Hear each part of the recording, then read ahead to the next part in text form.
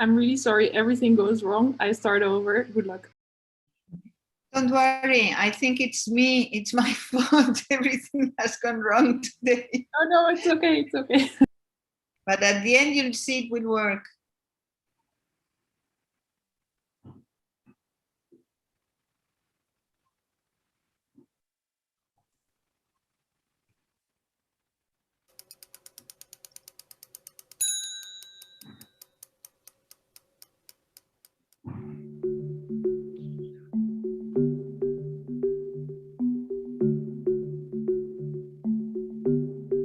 Welcome to our World Heritage 2021 debate.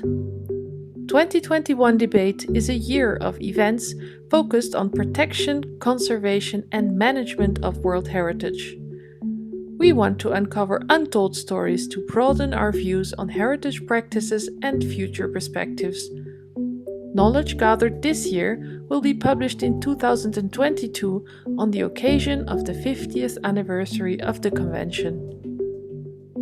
The Our World Heritage Initiative is created by individuals working on 100% voluntary capacity. We would like to point out that Our World Heritage provides an open dialogue platform that is based on voluntary work of session organizers and speakers. Our World Heritage welcomes diverse viewpoints in the spirit of collegial debate where mutual respect is afforded to all.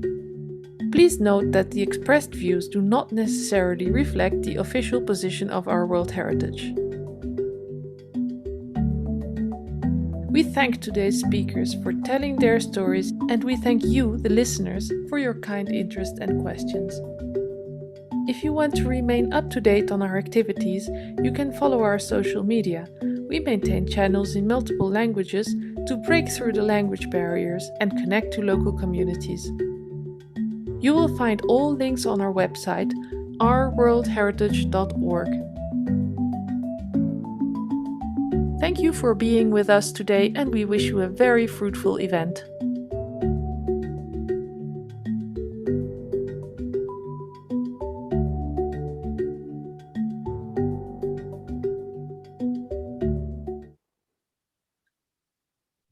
Welcome, everyone. My name is Monica Bayeschle. I am a landscape architect and urban planner and lecturer of the Professional Master Course in Design and Heritage at the Federal University of Rio de Janeiro. On behalf of the Our World Heritage Movement and the New Approaches team, I am happy to welcome you all to this session 14 of the New Heritage Approach Globinar, entitled Cultural Landscape on the World Heritage List, a Critical Reflection. Cultural landscapes were included as a unique category of sites being the works of man and the combined works of nature and man, which are of outstanding universal value. At the 16th session of the World Heritage Committee held in Santa Fe, New Mexico, United States of America in December of 1992.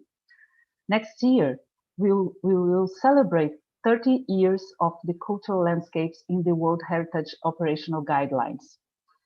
The introduction of the cultural landscape concept into the guidelines of the World Heritage Convention was an important step for the recognition of intangible heritage associated with nature and cultural interactions. However, landscapes were added to the World Heritage List within UNESCO cultural criteria. Meanwhile, IUCN uses the designation of protected landscapes, which have an overlap with the concept of cultural landscapes. These two different approaches lead to the debate about if the World Heritage System should continue to consider landscapes as only a cultural concept. To date, according to UNESCO Cultural Landscape official webpage, 114 properties with 5 transboundary properties and 1 delisted have been included as cultural landscapes. In this regard, the debate will reflect on the definition of this category and its application in the field, providing an opportunity to highlight different visions and consider different experiences. Thus, the goal of this session is to deepen the debate on the cultural landscape concept, bringing forward different points of view, including the discussion on the pertinence of this concept, the achievements, and the management challenges. We will have today 4 speakers, but the first one, Patricia O'Donnell, which is the founder of the Heritage Landscape Limited Liability Company and coordinator of the International Scientific Committee on Cultural Landscapes, could not be with us today, so she kindly sent her presentation to be shared with the audience and also with the other panelists to contribute to this discussion. Her topic will be cultural landscapes, challenges and opportunities for today and into the future. After Patricia, we will welcome Maya Ishizawa from Peru. She's an independent heritage specialist, and she will talk about Machu Picchu, a world mixed cultural and natural heritage, and a cultural landscape. In the sequence, we are going to welcome Monica Luengo from Spain. She's a landscape architect and heritage consultant, and she is also a member of the International Scientific Committee on Cultural Landscapes. And her topic will be Reconsidering Cultural Landscapes in the Frame of the World Heritage Convention. And finally, we are going to welcome Vanessa Belo from Brazil. She's a professor of architecture and urban planning at FAO, the Architecture and Urbanism faculty of the Pontifical Catholic University of Campinas and coordinator of the Brazilian Scientific Committee of Cultural Landscapes at ICOMOS, Brazil. And her topic will be World Cultural Landscapes, a Critical Reflection. So I will pass directly to Humberto that will share the presentation of Patricia. Thank you very much. Thank you, Monica. I'm going to share the screen.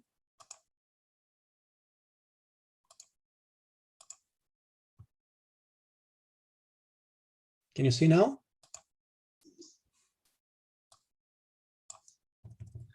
Greetings. Thanks for the opportunity to share with you some discussion on the new approaches to cultural landscape heritage, speaking to challenges, opportunities, and the evolution into the future. These 2 images represent some of the more recent trends. Our left image is a sculptor's bust of York, an enslaved member of the Lewis and Clark team. This was placed anonymously in a forest in Portland, Oregon, sitting within a landscape. And on the right, a tribal member with a view over the Grand Canyon, a place that's the homeland to 11 tribes, and also the witness these days to some new directions and initiatives toward greater inclusion of tribal traditions and land uses and greater engagement with the Grand Canyon National Park, World Heritage Site. These images demonstrate the continual evolution of our heritage as we go forward. Harking back a bit to the World Heritage Convention adopted in 1972. In 92, cultural landscapes were added, and at this moment, the World Heritage Center counts 182 cultural landscapes inscribed in the last 29 years.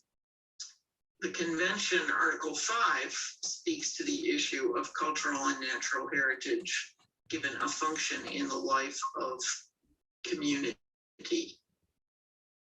And I would suggest to you that in 2021, the International Committee on Cultural Landscapes of ICOMOS and IFLA its 50th anniversary, and in 2022, the World Heritage 50th anniversary, the time is right to consider planetary rights with all the issues we are looking at every day for common respect and dignity for all life forms.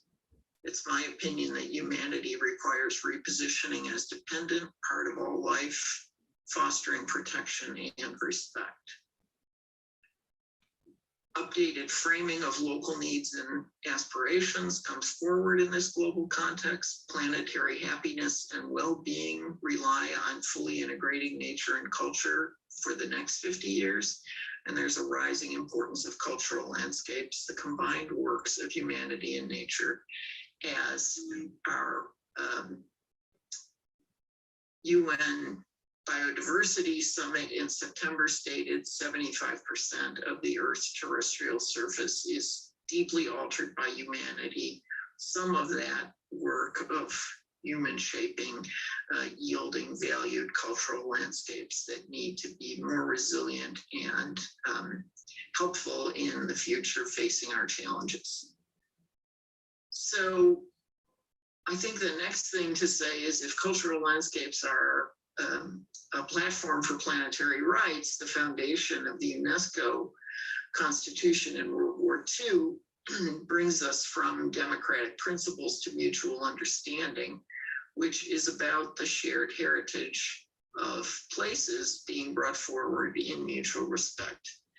Seen through a contemporary lens in 2021, we could suggest that heritage can be an inclusive, just platform for mutual respect, people and planet. Recognition and protection and management of cultural landscape heritage offers a way forward as our shared commonwealth of human nature co-created landscapes provides a basis for collaboration where we can move beyond greed, conflict, and other pressing issues toward global coexistence and peace. From the 1980s through the present, we understand the tangible aspects of cultural heritage in the landscape form, and these are listed here. More recently, we've added some fine-tuning of how buildings fit and what the atmospheric qualities of sight, sound, sense, light, seasonal variations offer in the landscape. But this focuses on the traditions of assessing material heritage. The cultural landscapes are also vessels of intangible heritage practices and traditions. They're unique to each place and undertaking, and they need to be led by local voices and values to define the intangible heritage aspects of a particular place. This 2006 presentation was really about the physical and the history of the physical, gaining an understanding of place, forming a basis for research and interpretation, and developing a much more accessible history from over 2,000 documents that were reviewed to build the document that we created and gave to NYBG. And it's a historic evolution focusing on tangible heritage. In cultural landscape works, we always begin with the identification of the property. We document the history and the people who shaped the place, and also often the earliest people. We study and map existing landscape character and conditions. We analyze continuity and change, integrity and significance, and we define and report to the client group, the stakeholders, and in the case of parks, to communities.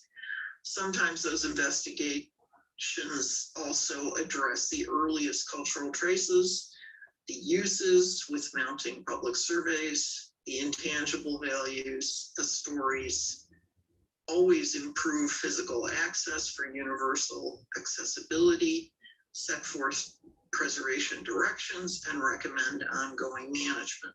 But this focus on the physical is really moving forward. The times are changing. These days, I think we are more thinking about the co-creation of the future of shared cultural landscapes within broad issues, imperatives, and opportunities.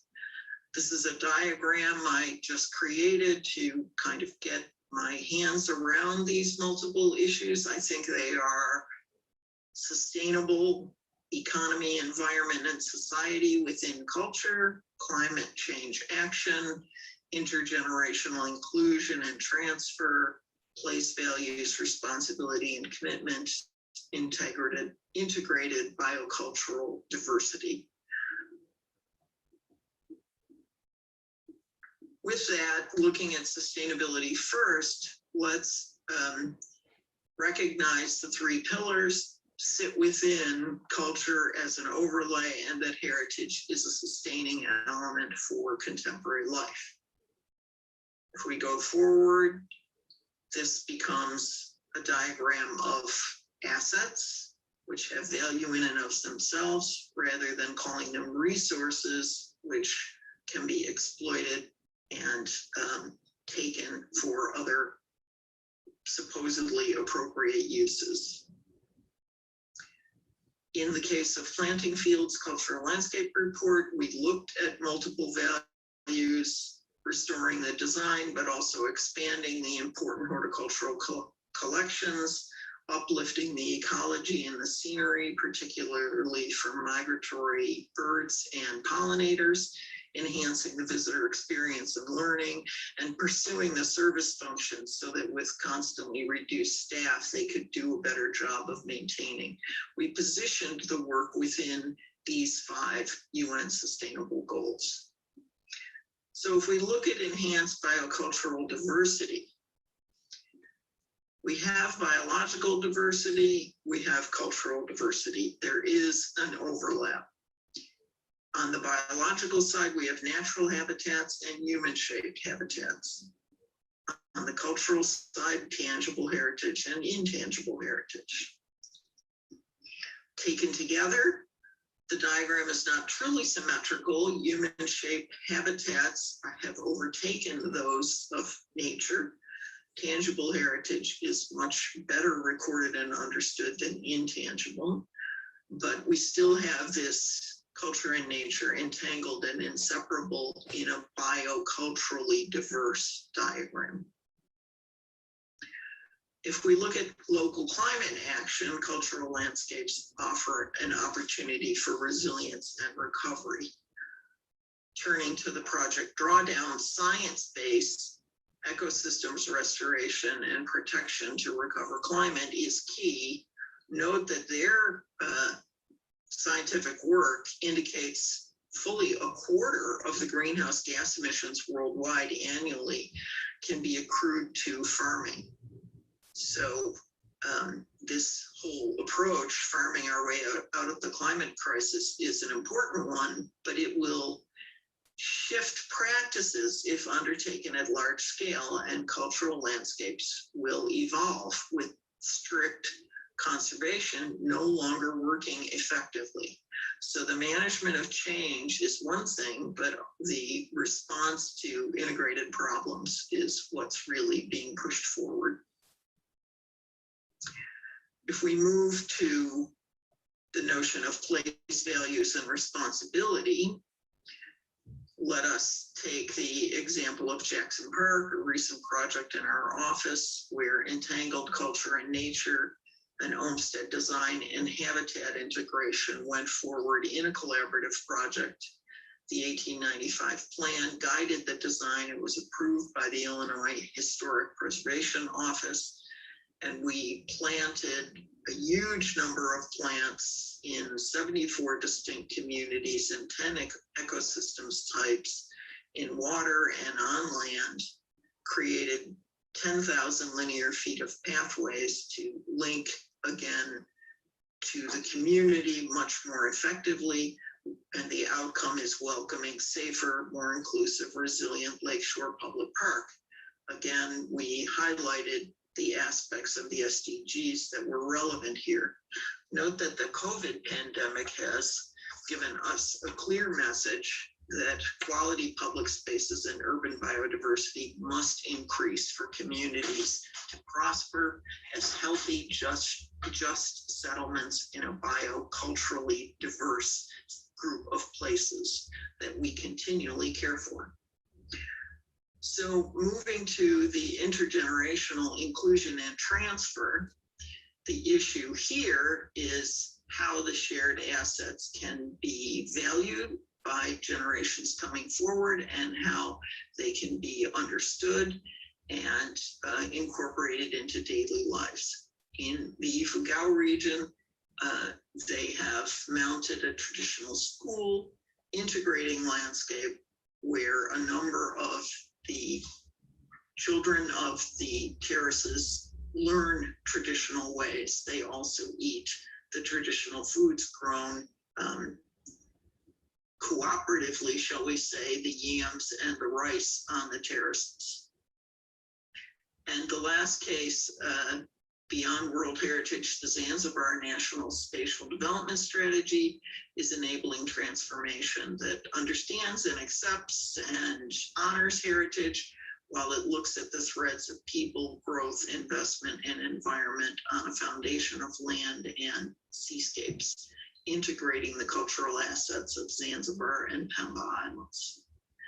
So what are our tools?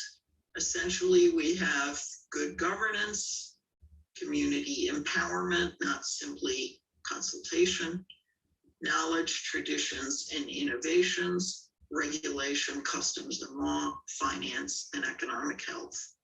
While stewards and stakeholders vary, our works each day progress toward greater inclusion, justice, management, and leadership for intergenerational transfer of cultural landscape heritage into the future.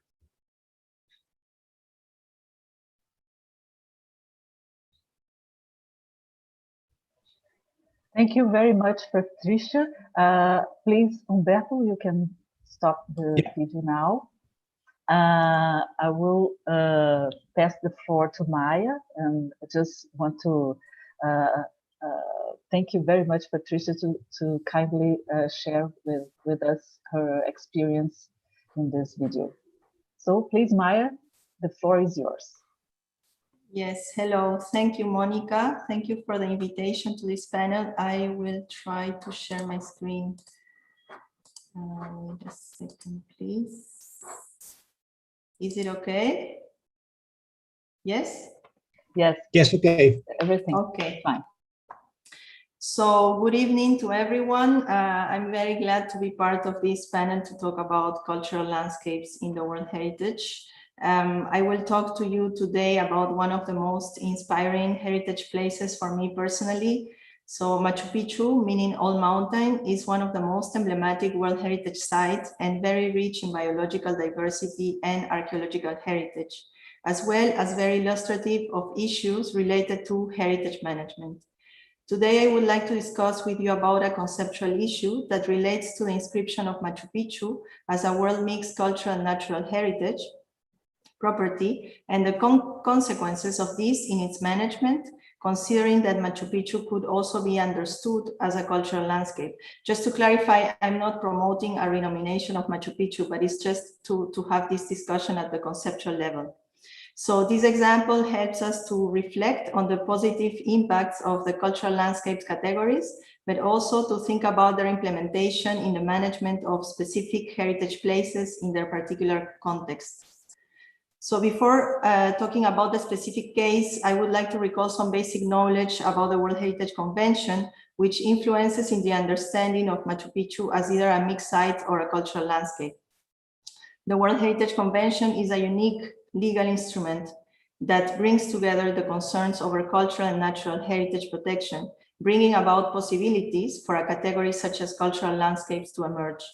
However, Articles 1 and 2 define cultural and natural heritage separately, and in the operational guidelines, criteria for their designations have been established separately and are evaluated by two different advisory bodies, which are ICOMOS for culture and IUCN for nature.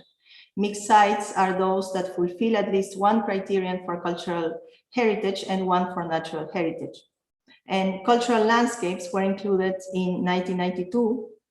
And even though the categories of cultural landscapes, the clearly defined, the organically evolved, relict or continuing, and the associative, intended to bridge the divide between nature and culture, as Monica already recalled at the beginning, cultural landscapes remain as cultural properties, and in some exceptional cases, these are as well mixed sites.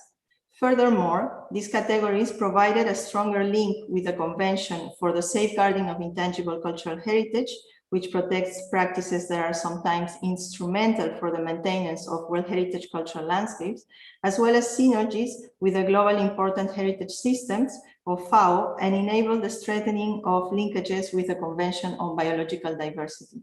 Sorry, oops.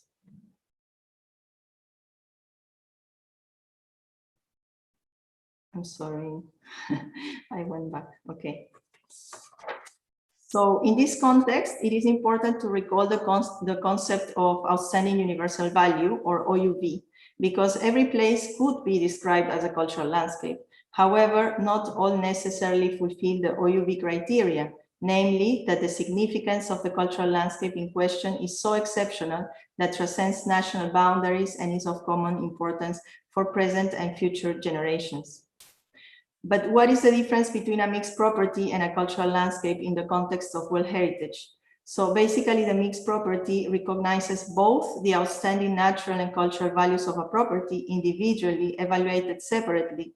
In a mixed property, even though this might not be the case on the ground, in their statement of outstanding universal value, the cultural and natural values coexist. Whereas in the cultural landscape, what is recognized of outstanding universal value is the interaction between humans and their environment. In a cultural landscape, the natural values within do not need to be universally outstanding and could be recognized at other levels, officially or unofficially, namely by the community, the local institutions, or the national law. In terms of protection and management system of World Heritage places, the potential linkages between cultural and natural heritage present at international level are usually further divided at national level, with independent laws and distinct institutions in charge of cultural and natural heritage. This situation changes at the local level, where the site management needs to integrate back all together and achieve conservation objectives. Moreover, in cases where local communities or indigenous peoples are in charge of the heritage place, totally or partially, their role and worldviews become instrumental. This varies from country to country. So now I would like to show you some examples of World Heritage properties that have been inscribed as either a cultural property, a mixed site, or both mixed site and cultural landscape to illustrate the problem at a global level. There are cases of natural properties as well that I'm not showing here, which present the same issue emerging due to this partial recognition of the values of heritage places. In some cases, mixed sites were nominated proposing cultural landscapes, and there has been a constant misunderstanding that relates to worldviews not separating nature and culture. These examples are showcased in the Panorama web platform in the Nature Culture thematic community, where we are promoting the integrated management of cultural and natural values and inclusive governance of heritage places, and which is hosted by the 3 advisory bodies of the World Heritage Convention, led by the World Heritage Leadership, and in which I am involved as a curator and coordinator. So, for example, Rapa Nui National Park was inscribed in 1995 as a cultural property due to the outstanding universal value of the Moai archaeological remains, which represent a unique Polynesian cultural tradition. Yet, the heritage place has been managed by the National Forest Authority as a national park, having left aside the cultural landscape and focusing uniquely in the Moai. In 2017, the community has taken over the management, where the local and cultural landscape values of the place are being integrated in the management of the World Heritage. The Laponian area in Sweden was inscribed as a mixed cultural and natural heritage property that consists of natural protected areas within and around reindeer herding areas traditionally used by Sami indigenous peoples. These areas were managed as wilderness for a century, and the World Heritage designation in 1996 recognized the Sami transhumance practices. However, even though it was recommended to be managed as a cultural landscape, the property was not inscribed as such. Finally, I would like to mention the case of Pimachoing-Aki, the land that gives lives in Canada, inscribed in 2018 as a mixed property and a cultural landscape, recognizing the worldview of the Anishinaabe indigenous peoples of a symbiotic relationship between people and nature. The nomination, led by First Nations, and the inscription of this indigenous people's cultural landscape for both its cultural and natural significance has been a step forward in the context of World Heritage and a big step towards the recognition of the inseparability of nature and culture within the implementation of the World Heritage Convention. Now moving back to Peru, the historic sanctuary of Machu Picchu was inscribed on the World Heritage List in 1983 as mixed.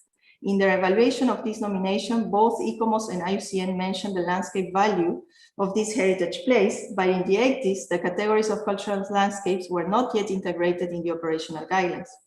Both recommended to consider the extension to the other archaeological sites and the Urubamba-Vilcanota River Valley, known as the Inca Sacred Valley, as part of this World Heritage Site, and as well recommended that its surroundings be legally protected. The Inca Sacred Valley was declared a cultural landscape of heritage value and protected under the national law in 2006. However, the master plan has never been finalized and approved. Two main issues related to tourism development affect this cultural landscape: the high interest in the urban development and the construction of an international airport within, a controversial project under discussions for decades, but that is now halted due to the pandemic. The Inca Sacred Valley has not delimited boundaries for this protection mechanism. Therefore, the legal designation so far has unfortunately been ineffective. The question would be then, what would entail that Machu Picchu be recognized as a cultural landscape? In 2013, the retrospective statement of outstanding universal value recognizes that the significance of Machu Picchu lies in the criteria 7, which is a natural criteria, that the historic monuments and features that are embedded within a dramatic mountain landscape of exceptional scenic and geomorphological beauty, thereby providing an outstanding example of a long-standing or harmonious and aesthetically stunning relationship between human and culture. This brings back what at the beginning Monica was saying about the natural and cultural status of cultural landscapes. In this case, the criterion 7 is a natural criterion, but it's purely a cultural landscape that is being described. So responding to the requirements of the World Heritage Committee, the state party submitted a new map in 2013 defining the boundaries of the World Heritage property, which expands largely beyond the archaeological site originally nominated that you can see at the left, and which includes the historic sanctuary of Machu Picchu, a protected area under the National Protected Areas Law, and the archaeological park of Machu Picchu, protected under the Law for Cultural Heritage. These two areas overlap and have exactly the same boundaries. The management system, therefore, includes not only the ministries in charge of these models of protection and management, but also the municipalities where the site is located and other local and regional authorities. However, the management unit is composed of both directions of the historic sanctuary and the archaeological park, which requires big coordination efforts. But are the management objectives of these models of protection contradictory? In the definitions, we can see that there are some complementarities and overlapping understanding of the site protected and managed, as demonstrating interactions between natural elements and cultural elements. Though for the historic sanctuary, nature conservation is the main management objectives as for all protected areas.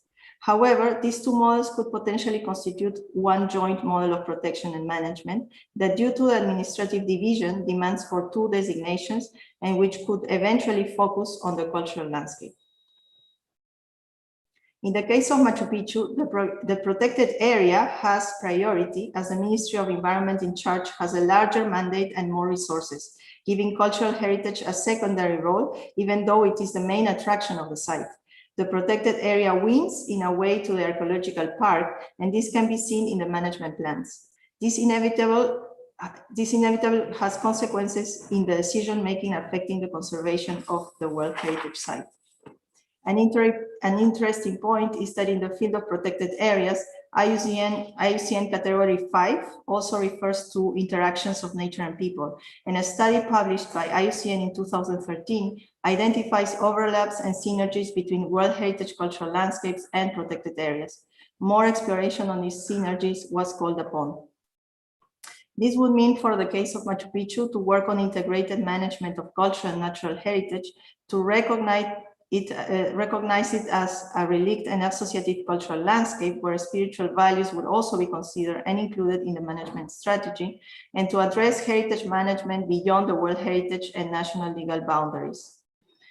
So some of these topics will be addressed by a new project by the World Heritage Leadership Program, the Heritage Place Lab, with the objective to link researchers and World Heritage Site managers and explore the potential of applied research for addressing issues on the integrated management of natural and cultural heritage from interdisciplinary and transdisciplinary approaches.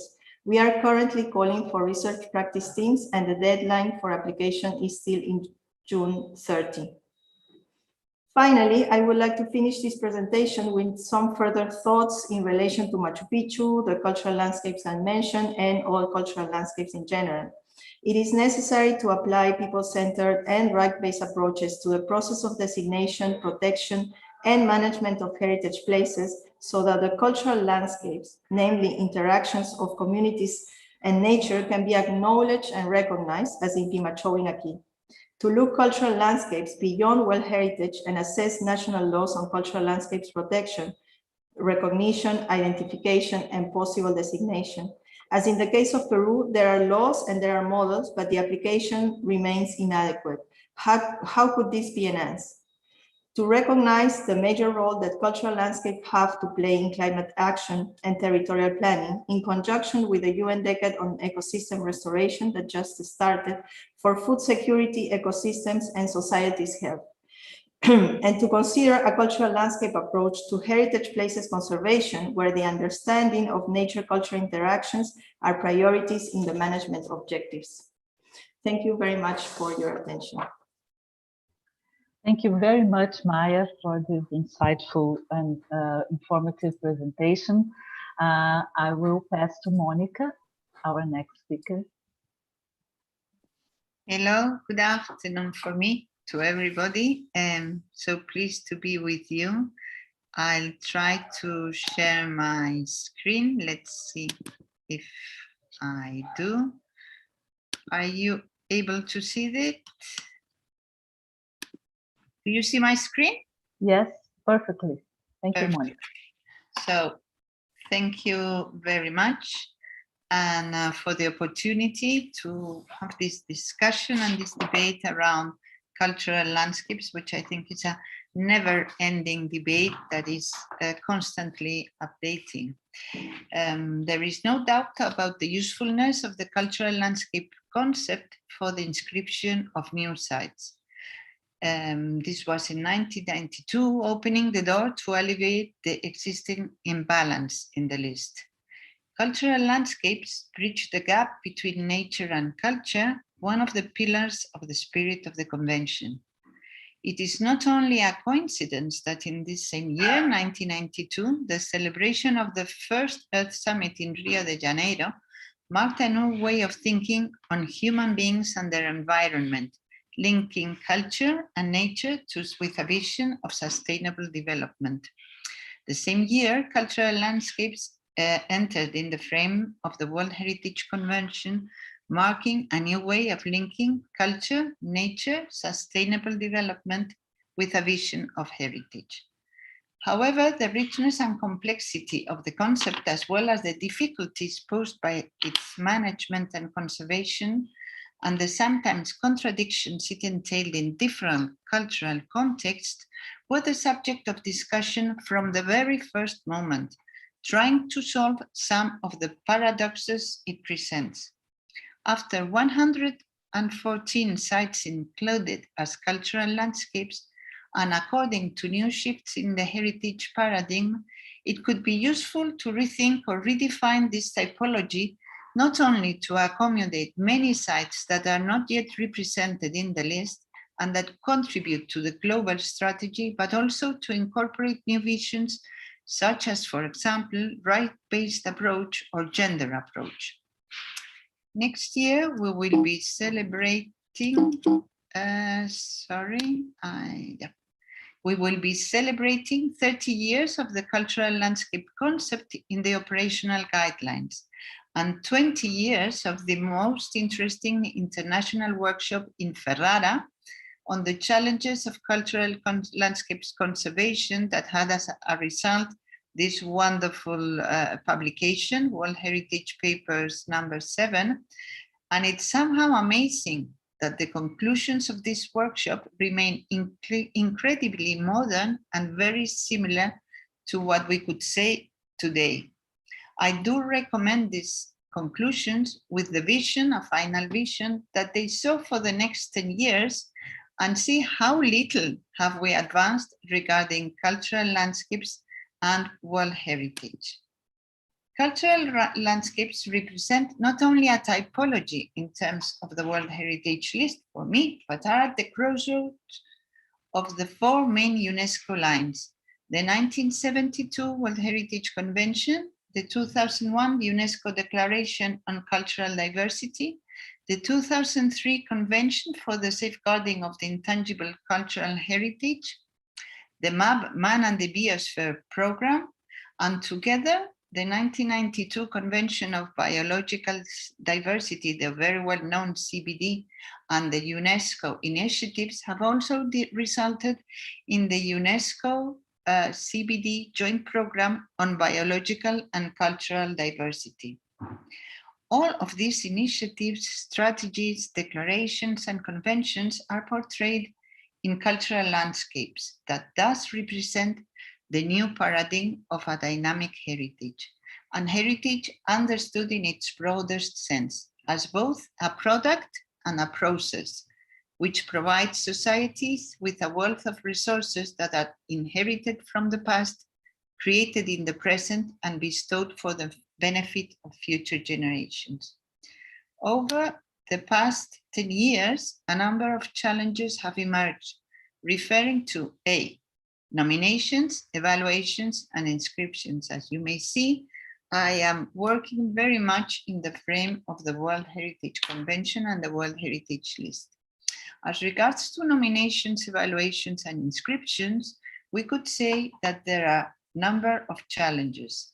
One, limited implementation of the global strategy for a balanced World Heritage List, as there's still a regional imbalance, being most of the sites of the cultural landscapes, of the new cultural landscapes inscribed, most of them are in Europe. So what was first thought as a tool that could be useful to balance this, the list and the regional disbalance, it has remained very little useful, to be honest.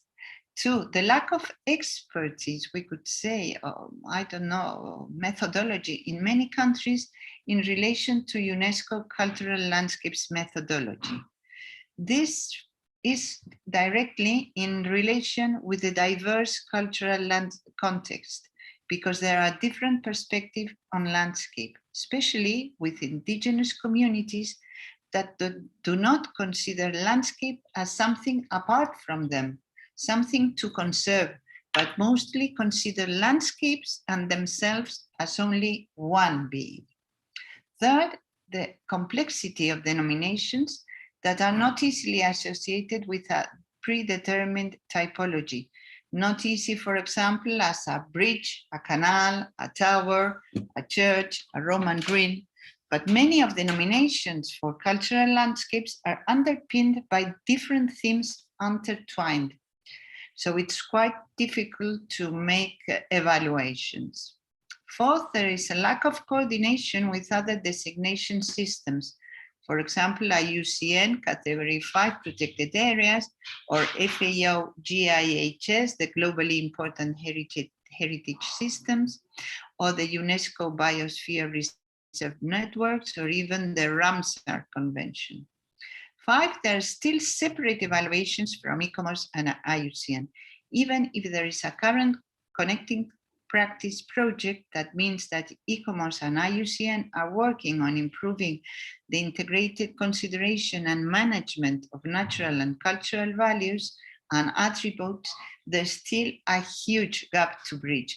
And I must say that most of the evaluations that I have analyzed, the inscriptions of the past 10 years, all of them have a different ICOMOS and IUCN evaluation that sometimes has nothing to do really. So 6, there is insufficient cooperation between countries that could lead to shared heritage, and even more, speaking about cultural landscapes that do not really understand about limits and frontiers, national frontiers. 7, there is also a lack of nominations presented, as I mentioned before, with a right-based approach and or gender approach. This is especially surprising in this gender approach in relation to many agropastoral cultural landscapes where the work of women, for example, really sustains the landscape.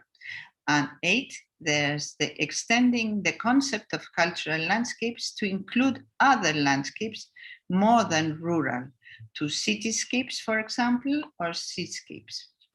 There is also point 2, some of the challenges are in relation to management. So first, there are difficulties in sustaining traditional forms of land use. 2, general difficulties in terms of holistic and transversal management. 3, lack of understanding of indigenous culture and traditional forms of management. And 4, lack of understanding of values and visions coordinated with local communities. And sometimes the OUV does not coincide with the values of the community, of the local community. On the basis of all this that I have mentioned, and in the search for a way forward towards a more inclusive concept, I have analyzed ICOMOS cultural landscapes evaluation in the past 10 years. Being ICOMOS one of the advisory bodies, I thought that this analysis would show the main problems, trends, etc.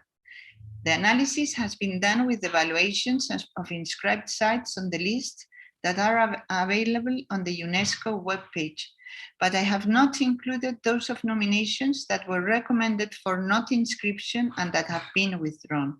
This is a pity because I think that perhaps those ones should have shown better the main problems, but I realized it a bit late.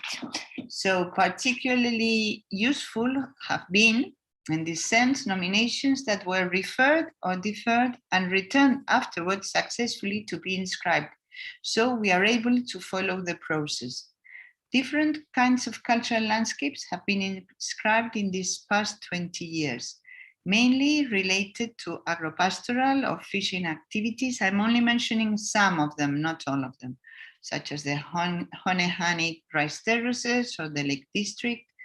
And I must say and point out that in the past 10 years, again, 3 European vineyards, Champagne, Burgundy, and Prosecco, have been inscribed. Perhaps it's time to have enough vineyards or European vineyards on the list. There's also inscriptions related to rock art, such as the Enedi Massif in Chad, related to indigenous cultures, such as the Pimachowin Aki in Canada, design landscapes, Pont-Jesús or Singapore Botanical Gardens, mining and industrial activities, Fray Bentos in Uruguay, urban landscape, there's only one, that was first deferred in 2003 and finally inscribed in 2012. This is a clear example of how urban landscapes are yet not represented in the list. And this is the only one, and its inscription led to an intense debate that I think still follows. An important part of our cities is clearly yet to be inscribed, but it seems difficult to understand with the current situation that green areas are not yet inscribed in the list for their value, their specific value as green areas. There are, of course, some green areas that are inscribed because they belong to historic centers or historic villages or towns, but not because of their value as green areas in cultural landscapes in an urban context. However, it must be noted that cultural landscapes are complex, very complex. They are biocultural systems and are very difficult to assess and evaluate. As Christina Cameron has highlighted, the growing complexity of denominations of describing their outstanding universal values and the attributes that carry these values is proving to be a challenge. So it is difficult to prepare appropriate conservation strategies when the values are multiple and sometimes unclear. In this regard, the complexity of cultural landscapes is clearly noticed in the high percentage of ICOMOS recommendations that point out a lack of an appropriate comparative analysis, lack of adequate protection, and lack of a comprehensive management plan. In most of the cases, surprisingly, referring to point 1, that is lack of an appropriate comparative analysis, surprisingly, ICOMOS does not consider the comparative analysis adequate. It's really very exceptional to find that ICOMOS says that the comparative analysis is well done and justifies the OUV, especially when the property does not refer to a clear model, as I've said, but to a series of intertwined themes, as we have pointed out. This is thus both the result of the complexity of cultural landscapes with natural, cultural, tangible, and intangible values, together with the idea of evolving landscape. As ICOMOS points out in its last document for the 44th committee meeting that will take place next July, it says that one example is what is called an evolving landscape, where the idea of an organically evolved landscape has been merged with that of a continuing landscape. This merging is leading to nomination for properties where it is suggested that more or less everything in the property could continue to evolve over time in the future. There does need to be a clear understanding of which parts of the evolutionary process may evolve and how and what aspects should be maintained as a golden thread linking what is there now to the way of landscape that has evolved over time. This concept of evolution, I must say, is usually not shared by the state parties and ICOMOS.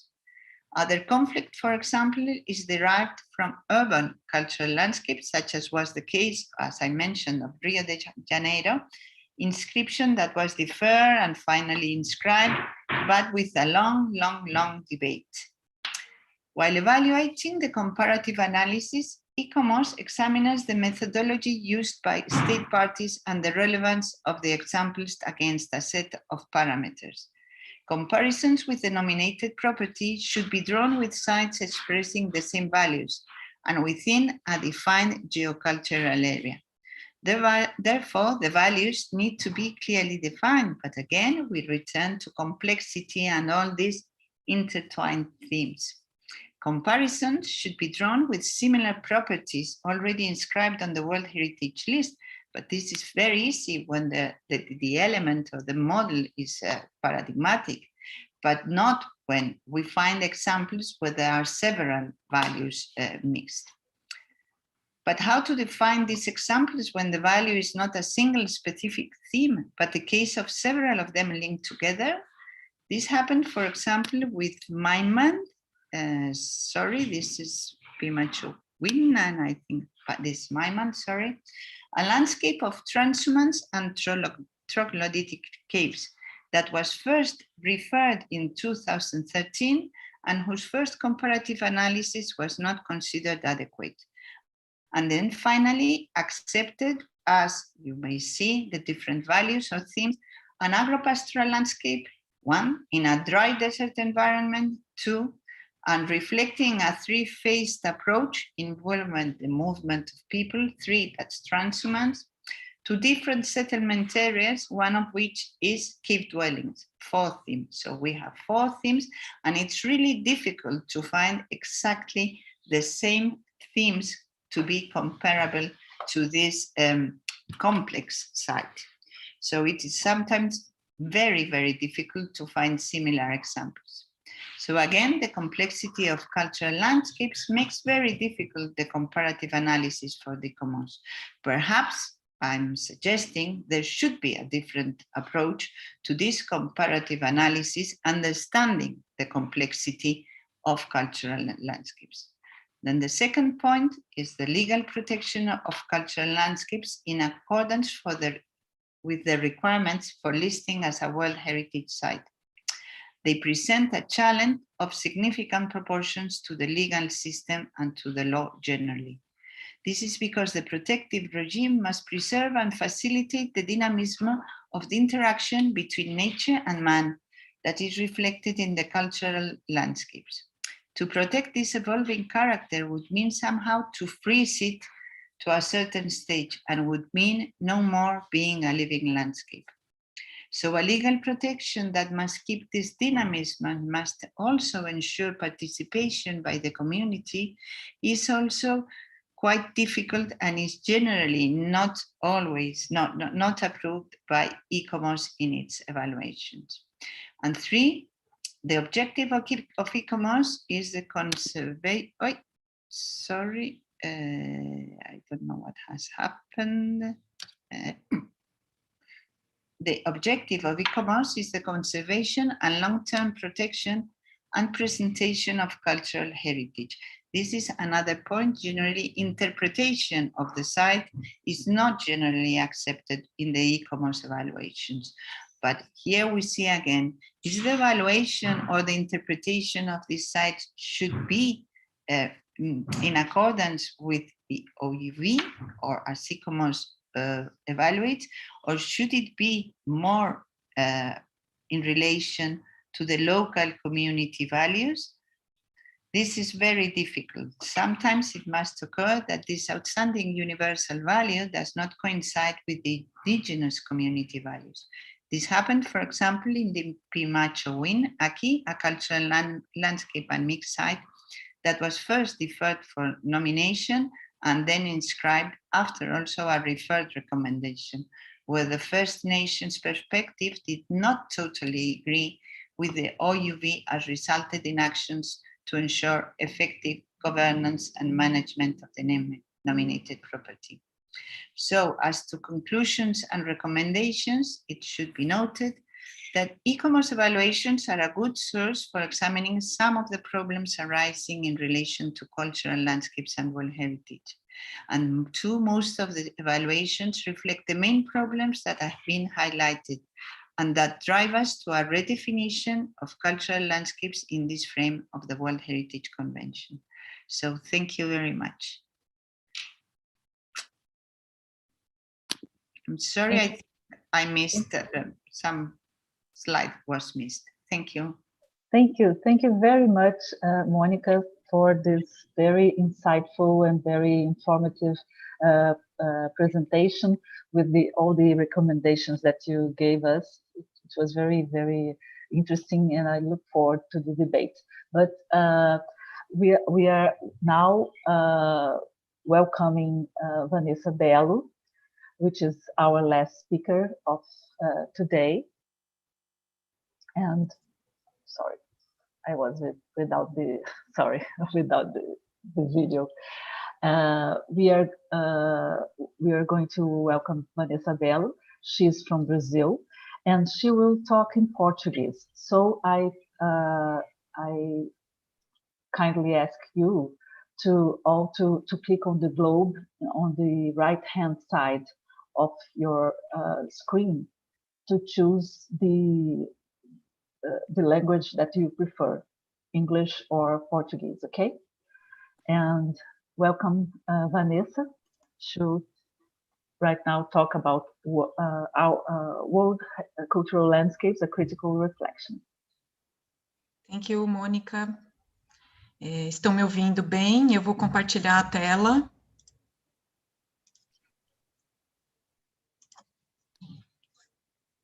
Está aparecendo aí para vocês? It's okay? Yes. Perfectly.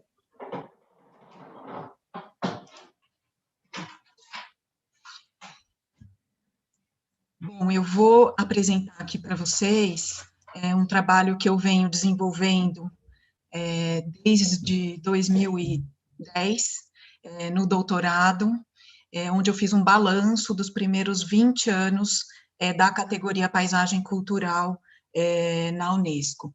Então, eu dividi essa apresentação em duas partes, onde eu vou apresentar um pouco para vocês, né, esse trabalho, a convite da Mônica, que eu gostaria de agradecer muito a oportunidade e parabenizar pelo evento.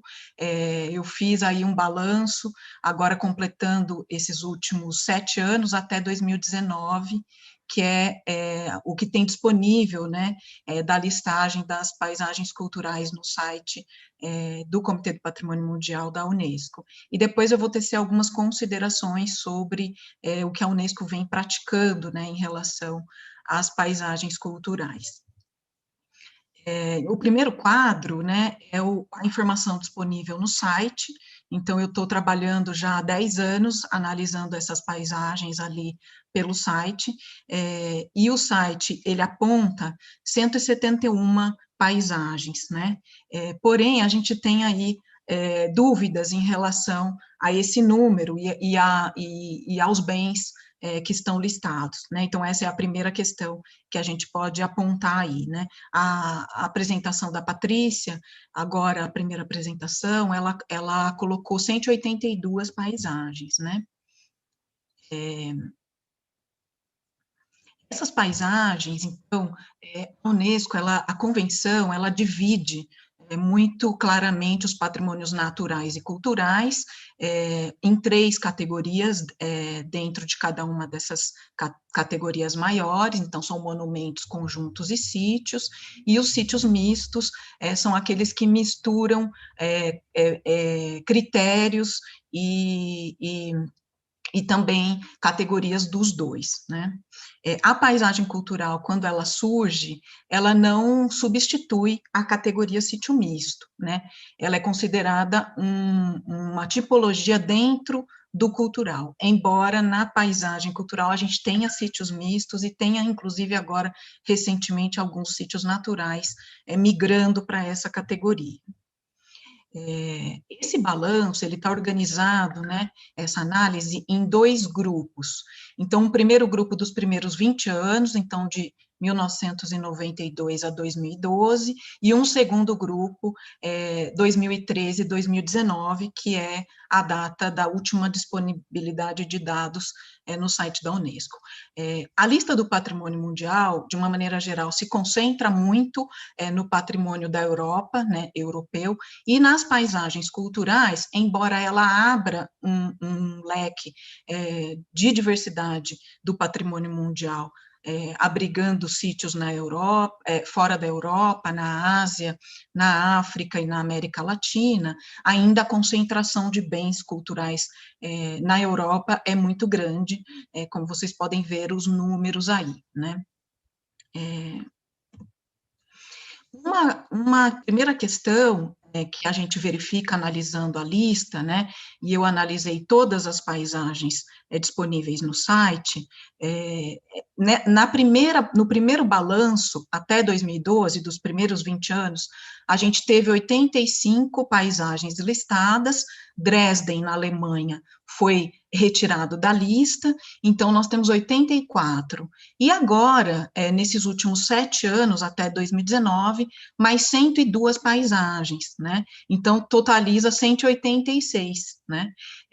Das quais 71 paisagens são migrações, são transferências internas de bens já listados em outras categorias, inclusive sítios mistos e alguns naturais, para a paisagem. E novas nomeações totalizam 31 pelos balanços que eu fiz a partir dessa análise, né? No site aparecem 171.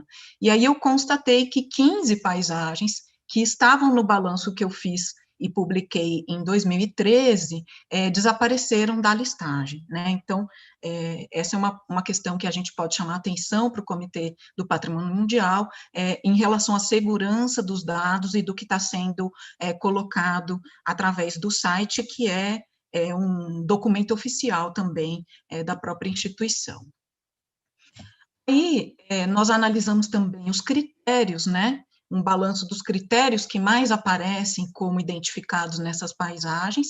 Então, o universo de análise dessa pesquisa são 186 paisagens, mais próximo do que a Patrícia O'Donnell trouxe para a gente mais cedo, né, com 182 paisagens. Então, a gente tem ali os 6 critérios culturais, os critérios, 4 critérios naturais, e os critérios que mais aparecem dos critérios culturais são o critério 3 e o critério 4, né? O critério 3 é um critério bastante associado ao patrimônio arqueológico e a cultura tradicional das civilizações tradicionais. Então, o patrimônio arqueológico, que já tinha uma presença muito grande nas paisagens nos primeiros 20 anos, ele assume uma presença ainda maior agora nesses últimos 7 anos, em razão também das migrações de muitos patrimônios arqueológicos já listados para a categoria paisagem cultural. Então, o critério 1 vai falar muito do valor artístico e tecnológico, o critério 2 de intercâmbios culturais, o critério 3 mais ligado ao arqueológico, o critério 4, a história humana e aos fatos históricos, o critério 5, as tradições culturais e a relação homem-natureza, e o critério 6, aos patrimônios de ordem intangível, né, tradições e crenças. E os critérios naturais, a gente tem o critério 7, então, falando das belezas e dos fenômenos naturais, o 8 do patrimônio geológico, o 9 dos ecossistemas e o 10 da biodiversidade. Em relação aos bens naturais, aos critérios naturais, eles aparecem agora, né, nesses últimos 7 anos, ainda mais, são 17 bens nesses últimos 7 anos, mas nos primeiros 20 anos, o critério natural estava presente em apenas 6 bens, né? Então, é muito pouco para também a superação de dicotomias que o próprio conceito se pretende, mas ainda assim é um avanço, né? Nós analisamos também os principais elementos do patrimônio cultural e natural. Então, quais foram os elementos analisados, né? O patrimônio arqueológico, os valores arqueológicos, o rural, né? O imaterial, o urbano, a presença da arquitetura monumental e vernacular, os valores paisagísticos, o patrimônio industrial e o militar, associados ou presentes de alguma forma nessas paisagens selecionadas. E a gente percebe, né, nos primeiros 20 anos, a gente tem uma predominância dos sítios rurais, sendo a maioria deles agrícolas, e muitas vinícolas europeias incluídas aí, e o arqueológico bastante presente, e agora, nesses últimos 7 anos, o arqueológico, então, tem uma expressão muito forte, aí com presença em 52% das paisagens analisadas nesse estudo. A arquitetura monumental também se destaca, né? Ela tem uma presença grande, né? 37% nos primeiros 20 anos e agora quase 30% nesses últimos 7 anos. E a arquitetura vernacular, e essa é uma categoria que permite, né, o reconhecimento da arquitetura vernacular, ela ainda está com uma presença pequena, né, dentro dos sítios reconhecidos. O patrimônio natural, nós analisamos elementos importantes do patrimônio natural e como eles aparecem nas nomeações, né, como eles têm expressão nas nomeações, né. Então, as montanhas, né, entendidas como as várias formas de montanhas, né, serras, falésias, penhascos, picos, colinas, né, elas praticamente somam 75%, né, na primeira leva, né, dos 20 anos até 2012, e agora 67%. Então, é uma presença muito grande e expressiva das montanhas, né, seja montanhas sagradas, como vocês vão ver aqui, ou a presença mesmo dessas montanhas na paisagem, né. A vegetação é muito expressiva, né, os rios também configuram um elemento natural da paisagem, bastante expressivo nas paisagens, presente em 50% agora, né, nesses últimos anos. O mar, né, os lagos, a biodiversidade ainda figura sutilmente, né, com 10% agora nos últimos 7 anos, e formações mais difíceis, né, como cavernas, vulcões, cachoeiras, dunas, pântanos também aparecem, mas com uma porcentagem bastante pequena, né? O interessante de destacar também em relação ao patrimônio, ao ambiente natural dessas paisagens, né, são as paisagens culturais extremas, né? Aquelas em áreas muito áridas ou desérticas e também no gelo, que somam aí 10% das paisagens listadas aí no patrimônio mundial.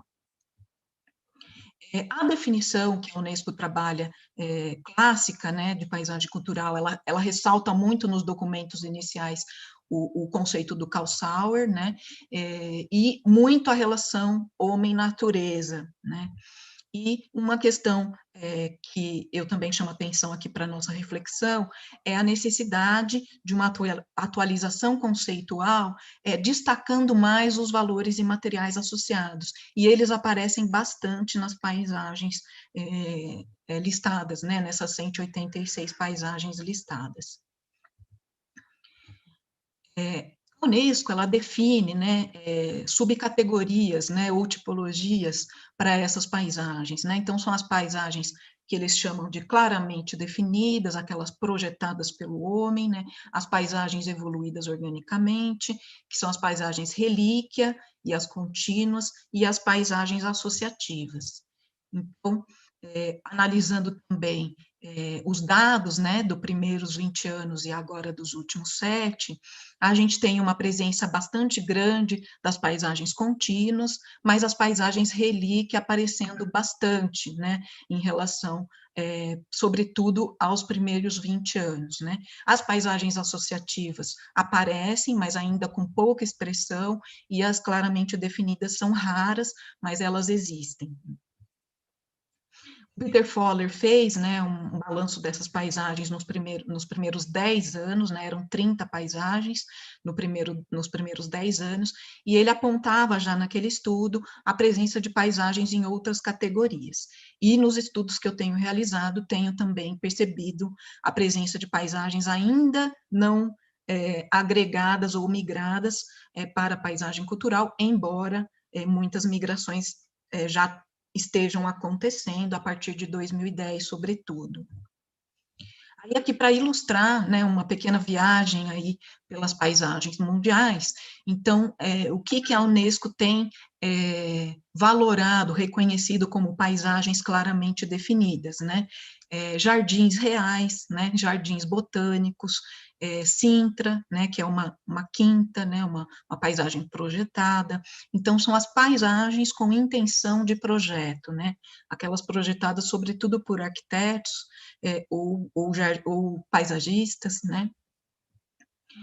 A gente tem também algumas paisagens, como essa aqui, na China, né, que é um templo, né, o Templo do Céu, então tem um valor agregado de patrimônio material muito forte, mas é uma paisagem claramente definida também. Então, também temos problemas em relação ao enquadramento dessas paisagens, quando elas respondem a mais de uma subcategoria, e isso tem sido também recorrente, sobretudo agora nesses últimos 7 anos, né. Pampulha, né, que é no Brasil, então ela começou como uma candidatura de conjunto arquitetônico, né, conjunto modernista do nosso grande arquiteto Oscar Niemeyer, mas aí ela foi compreendida e mudada para paisagem cultural, enquadrando-se nessa paisagem claramente definida, visto que a gente tem um parque projetado, uma lagoa, enfim, o paisagismo do Burle Marx, né, vários artistas, né, nacionais trabalhando agregando valor também a essa paisagem. E aí nós temos as paisagens relíquia, né, paisagens que foram construídas organicamente, mas já tiveram um fim em termos de uma civilização que já se extinguiu ou que não está mais presente, agindo naquele território. E aí, um exemplo são as paisagens da Rota do Incenso, no deserto de Negev, que são 4 cidades. Então, uma coisa que nós percebemos nessa categoria paisagem cultural é a extensão dos sítios, da nomeação. Às vezes ele é numa cidade só, às vezes eles são várias cidades, né?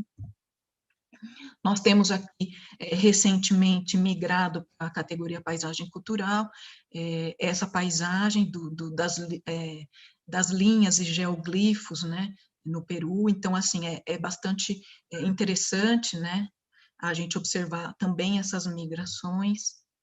Outras tantas aqui, paisagens relíquia também, que migraram para a paisagem cultural. No caso de Birmingham, a gente ainda tem os valores imateriais agregados nesse sítio. Aqui, algumas paisagens com pinturas rupestres e esculturas, né, que também são patrimônios arqueológicos e estão intrinsecamente agregados às paisagens, né? Então, não dá para separar o sítio e a paisagem, os elementos naturais dessa nomeação, desse reconhecimento. Então, talvez por isso a Unesco, o Comitê do Patrimônio Mundial, venha migrando esses sítios para categoria paisagem cultural.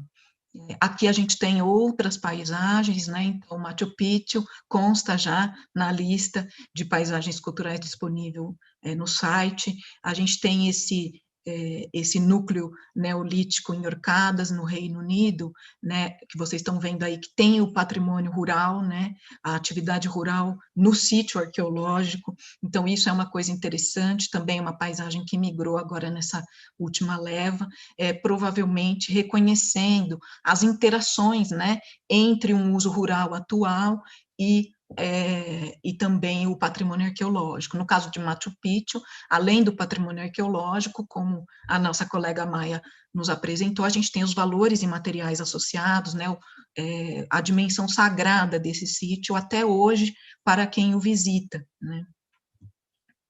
Nós temos aqui também esta paisagem que é na Polinésia Francesa, então, uma paisagem muito linda e exuberante do ponto de vista da natureza, com patrimônio arqueológico, mas também com uma cultura tradicional que está presente lá até hoje, com várias celebrações rituais, povos originários, né, num ambiente de sobrevivência bastante apartado do continente, né? Então, a gente classificaria como, né, esta paisagem, como relíquia, como contínua, como associativa, ela tem todos esses elementos, né? Então, essa subdivisão, ela é importante para organizar a lista do patrimônio mundial, mas muitas vezes ela nos gera dúvidas e incoerências em relação aos enquadramentos, né? E até, no caso de paisagens que são mais complexas, uma certa hierarquia de valores, o que a paisagem cultural não se propõe conceitualmente a fazer, né? Aqui nós temos outro exemplo de uma paisagem também na China, que ela tem um valor arqueológico muito importante, mas uma paisagem exuberante em termos de montanhas, de rios, de vegetação e de uso rural também associado, né? E, além disso, os símbolos, né, os símbolos desse patrimônio arqueológico também são muito respeitados pela comunidade chinesa até hoje, em relação aos símbolos de poder e aos símbolos místicos desse sítio. Paisagem cultural associativa, então, aquelas que são mais facilmente identificáveis com essa questão. Então, a gente vê, na maioria dos sítios, a religiosidade, né, os valores religiosos associados à natureza, ou agora, mais recentemente, associados até à arquitetura. Então, está bastante presente também, né? E aumentaram bastante, né, nesses últimos 7 anos, 44% contra 30% nos primeiros 20 anos. Então, aí a gente tem o Monte Fuji, que recentemente entrou na lista, né, e já é um lugar bastante conhecido nosso, e outros lugares menos conhecidos, né, como a Floresta Sagrada de Osun, na Nigéria, e o Monte Sagrado no Parque Nacional de Uluru, lá na Austrália. Nós temos também muitos patrimônios na Ásia ligados ao budismo, né? Então, pela forte associação também com a natureza, mas também a construção de templos, estátuas, né? De bastante monumentalidade, seja na natureza, seja dentro dos próprios templos, né? Como o grande Buda de bronze, que fica no Templo de Nara, né? Então, o Templo de Nara é um patrimônio também reconhecido não só como um patrimônio da arquitetura, mas também pela religiosidade e pela excepcionalidade das próprias esculturas, né? O Parque de Lushan, na China, ele teve também uma trajetória interessante, né? Porque haviam sido reconhecidos a associação do patrimônio imaterial com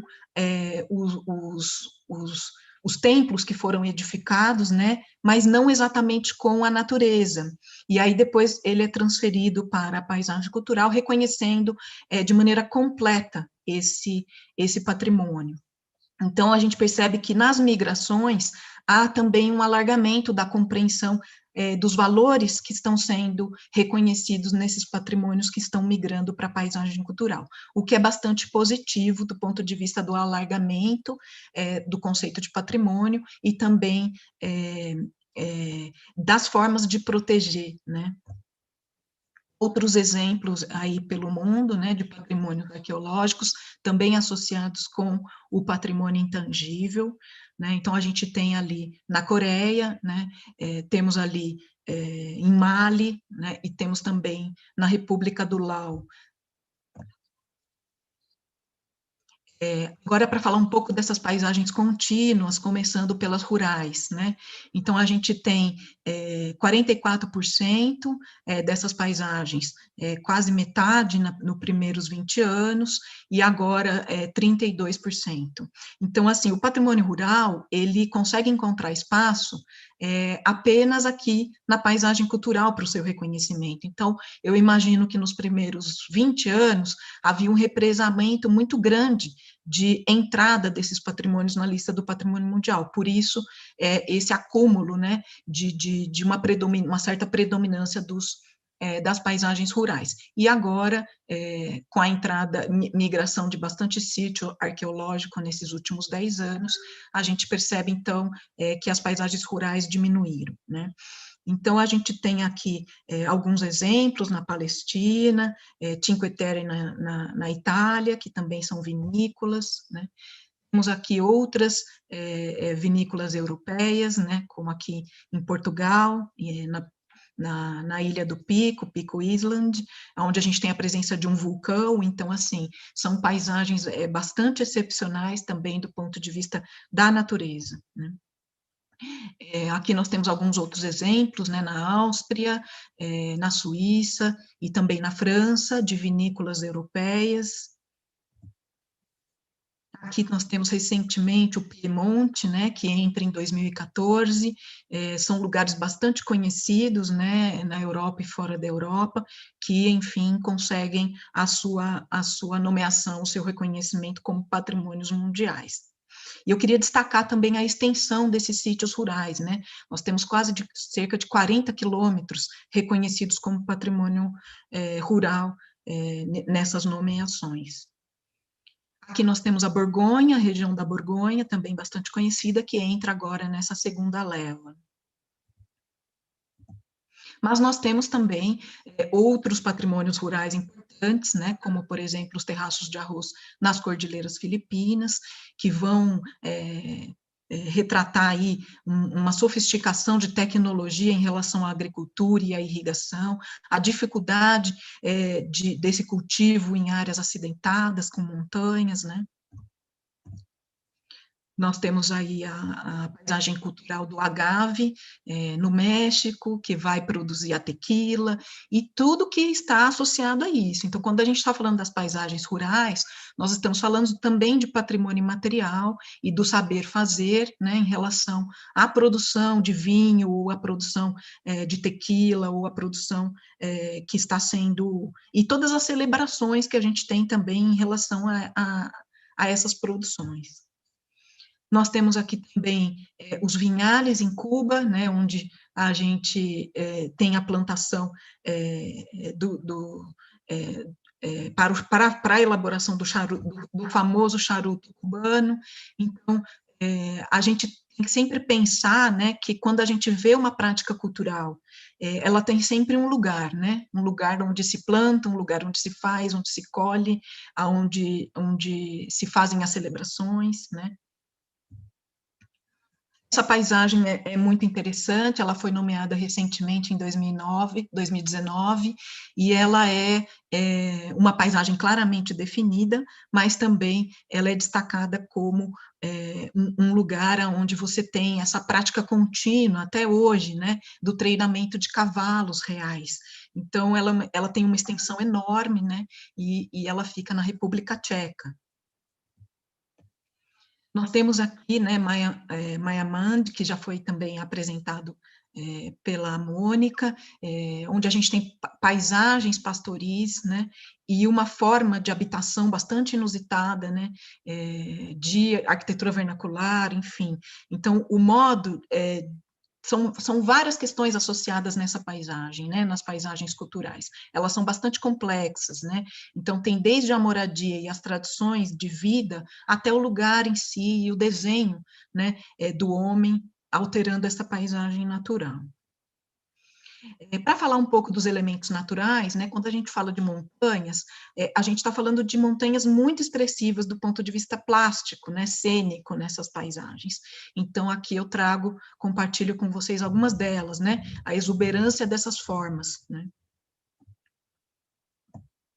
Nós temos também, apesar das montanhas estarem dominando o cenário das paisagens, basicamente um pré-requisito ter uma montanha bonita para ser uma paisagem cultural reconhecida pela Unesco, mas a gente tem outros valores associados, né? E o valor, o elemento água está sempre também bastante presente, seja como rios, mares e lagos, né? E a biodiversidade ainda bastante tímida na categoria.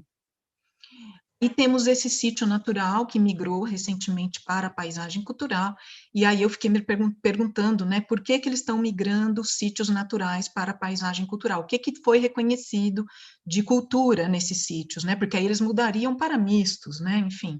Então, temos dúvidas também em relação a essas migrações, se elas estão corretas dentro do que está disponível no site ou não, né? Mas nesse caso aqui, desta paisagem na África, a gente tem uma associação muito forte com o mundo rural, que está muito próximo e até dentro das buffer zones da inscrição desses sítios. Nós temos o sítio misto, né, alguns sítios mistos, como a Lapônia, que também já foi falado, né, então é um sítio extremo, né, de viver no gelo, então, assim, a presença humana ali já seria por si só uma paisagem cultural, mas a gente tem também as culturas rurais, pastoril, né, de criação de renas nesta área. E aí eu faço aqui uma brincadeira, né, com o nosso maior mito mundial da cultura de massa, que é o Papai Noel, que está fortemente associado a este sítio, embora a Unesco não sequer mencione essa questão, né? Então, é uma questão que eu coloco aqui para a gente refletir, se a cultura de massa também não é cultura associada a determinados locais, como na Lapônia, né? Nós temos aqui um outro sítio misto bastante interessante, que é na África, né, e que mostra várias associações, né, tanto de arquitetura vernacular, quanto de falésias, viver num lugar árido extremo como esse, né, a cultura, a religiosidade, as celebrações, as pinturas, né, a forma de expressão nas pinturas, pinturas rupestres e pinturas atuais, né, dessa comunidade que usa esse meio de expressão, então elas são muito ricas, né. Paraty, no Brasil, que foi recentemente nomeado agora em 2019, onde se tentou por muitos anos, né, emplacar Paraty como um centro histórico colonial, mas aí a Unesco sempre falava para o Brasil que os centros históricos coloniais já estavam representados em mais de 7 sítios nomeados no Brasil, e que, então, não precisava, né? E aí foi se discutindo e se chegou, então, a noção de sítio misto, porque Paraty está, de fato, na Serra da Bocaina, enfim, com um patrimônio natural belíssimo, com proteção nacional, né, com Mata Atlântica, e também na nomeação foram reconhecidos os povos tradicionais que lá estão presentes, né, povos de origem africana, indígena e também caiçaras. Nós temos aqui também a presença da arquitetura monumental muito forte, né, nessa categoria, então eu trouxe aqui algumas imagens para ilustrar, né, o que a gente está entendendo como arquitetura monumental em vários lugares do planeta, até pela forte presença de bens nomeados na Europa e na Ásia, né, sobretudo na China e no Japão, onde a gente tem uma presença de arquitetura monumental dos templos, sobretudo, né, ou de fortalezas e fortes e castelos, né, bastante presente na história desses lugares. Então, aqui mais algumas imagens para vocês verem, né, também na Mongólia. E a arquitetura vernacular ainda pouco representada, mas com bastante expressão aí para a gente conhecer o patrimônio mundial. Então, aqui mais um pouco, né, de arquitetura vernacular, inclusive na própria Europa, né, a gente tem arquitetura vernacular, como é o caso dos Trullis, em Alberto Bello, na Itália, né, que é uma tradição, inclusive, uma tradição construtiva feita até os dias de hoje pela comunidade, né.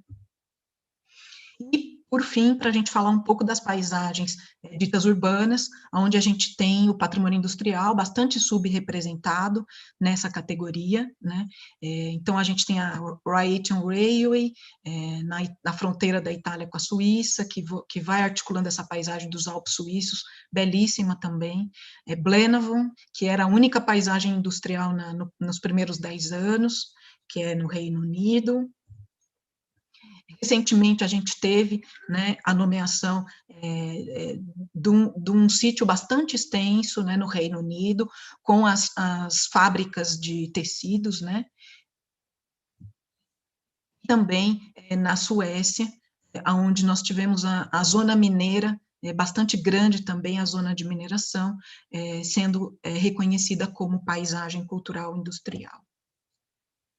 E 2 cidades que migraram, né, antes eram reconhecidas apenas como centro histórico, e aí tiveram o reconhecimento do que deu origem a esses centros históricos, que é a mineração, tanto na cidade de Guanajuato, quanto nas minas de Horus, na Noruega. E aqui para falar um pouco do patrimônio militar, então a gente tem fortificações, cidades fortificadas, temos coisas bastante inusitadas e curiosas, como casas fortificadas na Turquia, né, que também estão incorporadas recentemente agora na paisagem cultural. Então teve um aumento muito grande do reconhecimento do patrimônio militar nesses últimos 7 anos. E as paisagens urbanas, né, como já foi dito aqui, paisagem urbana de grande porte, em cidade de grande porte nós só temos o Rio de Janeiro, mas a gente tem os meios urbanos de pequeno e médio porte também associados, sempre reconhecidos com algum outro atributo, né, seja o patrimônio rural, seja o patrimônio imaterial, sejam conjuntos de igrejas, né, elementos que vão se somando, como foi o caso aqui da migração dessas 7 igrejas fortificadas aqui na Transilvânia, na Romênia, onde a gente tem um reconhecimento das vilas em si e da sua associação indissociável com essas igrejas. Aqui também, né, nós temos na Turquia mais um conjunto de templos, e que também se alargam para o reconhecimento de paisagem cultural. Ferrara, né, que a priori tinha um reconhecimento apenas do centro histórico renascentista, e passa a ser alargado, entendendo como paisagem cultural todo o delta né, do Rio Pó, e também as paisagens rurais e a biodiversidade também associada a esse delta. Nós temos aqui também o Centro Histórico de Siena, na Itália, né, que passa a figurar entre as paisagens culturais, e nós temos um fato bastante relevante, né, em relação a isso, que é a Piazza del Campo, que ela foi desenhada, né, um sítio desenhado em função de uma cerimônia, de uma celebração, que é a corrida de cavalos, né, que remonta à Idade Média e que acabou desenhando esse sítio. Nós temos aqui também... Oi? May you continue to wrap up so that we can have the discussion, because your time it's now it's over. Yes, it's over. Okay. So please, so that we can have the discussion with the other panelists, please. Eu tenho alguns minutinhos para terminar ou não? Sim. You can go ahead and finish, but please finish. Ok. Bom, para encerrar, então, aqui também o sítio de Pienza, ele também teve esse alargamento, incluindo as áreas rurais e a produção do queijo, né, pecorino, que a gente tanto conhece. Rio de Janeiro, como já foi falado aqui, para finalizar, então uma paisagem que acaba alargando o mesmo conceito e os preconceitos, né, em relação aos ambientes, a esses ambientes mais em cidades grandes, né. E aí eu coloco algumas questões também, para finalizar, para a gente pensar, se outros sítios, né, como por exemplo, Ouro Preto ou a Serra da Capivara, que já são nomeados, não seriam paisagens culturais, né, e no caso também São Luís do Maranhão, onde a gente tem já um reconhecimento de patrimônio imaterial do Bumba Meu Boi e também já reconhecido o seu centro histórico.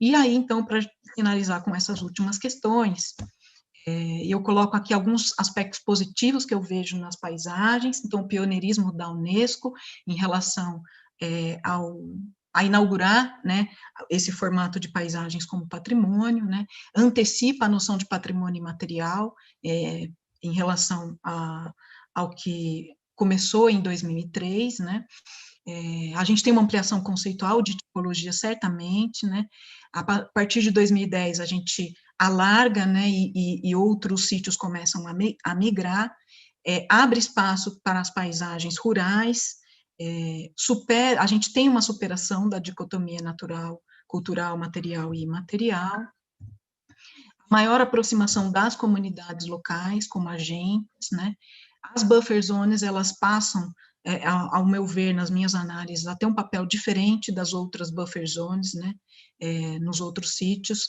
a gente tem o maior reconhecimento da diversidade cultural mundial, os patrimônios imateriais são tipologias também, e as paisagens que abordam o patrimônio decolonial, então ela é mais inclusiva. Nós temos aí a recomendação do RU em 2011 como um ponto positivo, e como inconsistências, a própria instabilidade da lista, né, presente na Unesco, né, a paisagem considerada como uma tipologia de cultural, mas existem sítios mistos e naturais. Os sítios mistos não seriam todos paisagens culturais, então uma reflexão para a gente pensar. O patrimônio intangível, ele sempre tem um lugar, ele tem um território onde ele acontece, eles não seriam paisagens culturais. A presença das paisagens em outras categorias, a predominância da Europa e a rara presença dos sítios de grande porte urbano. E aí, algumas últimas considerações em relação às Américas, né, se a gente, nas Américas, não está olhando o nosso patrimônio rural, né, eu posso dizer que no Brasil, os órgãos de preservação não olham o patrimônio rural como as paisagens culturais da Unesco têm olhado, né, e também um grande problema que nós temos com relação aos planos de gestão, né, que a Unesco pouco exige e pouco disponibiliza também no site aquelas paisagens que tem. Então, queria me desculpar pelo tempo e agradecer a oportunidade. Obrigada. Thank you very much, Vanessa, for your very broad overview of the adoption of the concept of cultural landscapes in all those years. I think it's very interesting. All the presentations were very complementary, and I will, before reading the questions to the panelists, I would like to come back a little bit for the polemic question that I posed in the beginning in relation to the terminology. I think we have to discuss the concept. As Monica noticed, there is a need of there is a continuous need to discussing the concept of cultural landscape, and I would also want to hear your opinion about the if it's really still worth that we encapsulate landscapes with labels. If we could, instead of it, we could think about a more comprehensive concept, not just a category or a type of cultural or a natural heritage applied in separated. So, as you know, the concept of a pristine natural landscape is nowadays acknowledged as largely mythical. Meanwhile, the cultural significance of landscapes is widely accepted. However, the opposing view between nature and culture has not added much to the conceptual debate, or especially to the efforts for landscape management and landscape protection. Taking these considerations into account, is it still worth it to frame and label the landscapes as cultural landscapes? Should we continue to adopt cultural landscape as a terminology in the field of heritage? Should we, as I said before, shouldn't the landscape be acknowledged as a comprehensive concept and not just a category? Those are my first questions to you. And we have also, I will read the other questions so that we can, you can give a round of Q&As, okay? From Catherine Turk, thank you for an interesting discussion. And her question is for Monica. Is there a fundamental problem in the ambiguous relationship between cultural landscape designation and process of defining values in terms of World Heritage criteria? And the third question is from Milena Torres de Melo Silva. She asked if what paths could lead to an active participation of people in the process of cultural landscape nominations. So I will give the floor to Maya, then to Monica, and then to Vanessa. Thank you, Monica. Those are so many questions. Sorry. I don't know which one to reply. In terms of the last question regarding the communities, I think this depends a lot on the legal framework, and it needs to be to exist a legal framework for communities to be enabled and empowered to protect, decide, choose which landscapes are important for them, which areas, which places they want to protect or they want to maintain. So I think this is something that has to be worked country by country, and it's not necessarily something that the World Heritage Convention or the committee can do something about, but just promote for state parties to involve more and give more tools, legal tools, to communities to be able to nominate or to simply protect places, because this leads to the other issue, whether cultural landscape should be still inscribed. I think this actually depends on the state parties as well, because in the way the World Heritage Convention functions, or the World Heritage System functions, it is the state parties that nominate sites and nominate cultural landscapes, and nominate sites either as natural sites, cultural sites, or cultural landscapes, or mixed sites.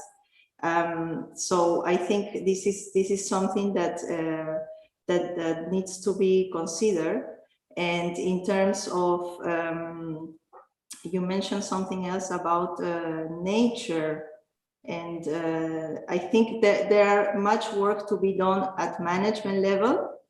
And just to recall the case of Pimachoing-Aquí, I think it's very significant, and I mentioned this in my presentation, because it's an indigenous peoples led nomination. So that means that the indigenous people, inhabitants of these areas, decided they wanted this place to become a World Heritage, and to leave it for future generations, or continuously protect it for future generations. So it was a conscious choice and decision from the side of the indigenous people, together in partnership with the state party, of course, and the provincial government, etc.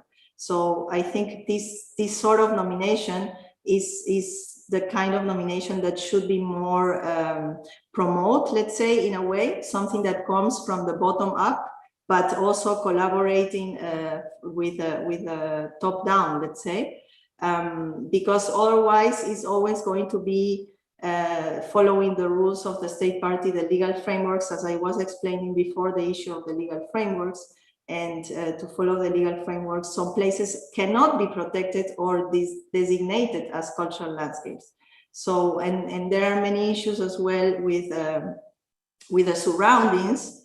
I think Monica was talking about these urban areas like Rio, where of course, when you designate a site or a place, a cultural landscape, beyond boundaries that you can, areas that have so much interest for development, it is very difficult to promote this kind of nomination. So I think there are many components and many interrelations in the cultural landscape.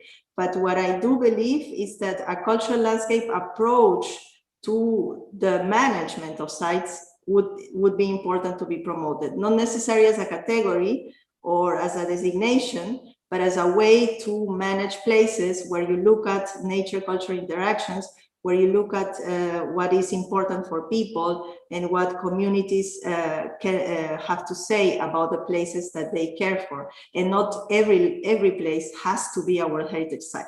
That's another thing I want to say. Thank you. Thank you. My point is just about why we cannot only refer to landscapes, because we have UCN that are dealing with the concepts in a way, and ICOMOS that is dealing with it in another way. So what I think that, and this has implications on the methodologies and on the recommendations as well, to improve the adoption of of managing landscapes. That's my point. But anyway, Monica, please. Thank you, Monica. Yes, as Maya has, well, I think Maya has, I totally agree with her, and she's gone to the point, and all the questions you mentioned are really referred to this concept of cultural landscape. Not, I mean, it has been very useful for inscription, and to, not only for inscription, but to the consideration of landscape from a cultural point of view, when usually landscape was only seen or regarded from a conservation and a nature conservation perspective. So it has been very useful. But now I think we have to move forward. what is natural and what is cultural. So there are so many cultures and so many indigenous and even not indigenous communities that consider themselves as part of the landscape, as part of the nature, no, as being like the wind or a bird or a river. So this notion of natural and cultural, we should be able to bridge it somehow, to go a bit further, no, from that.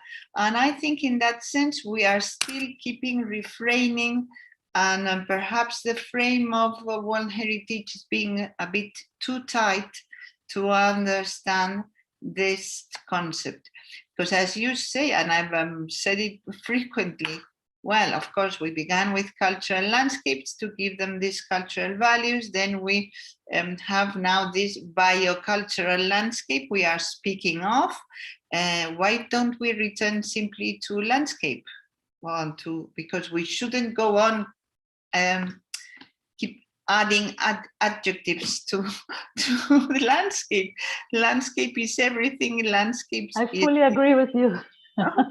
So I think there's a wonderful French geographer, Berke, who speaks about this. Landscapes is us, no? And so I don't really, I think we should go further on and give a new opportunity.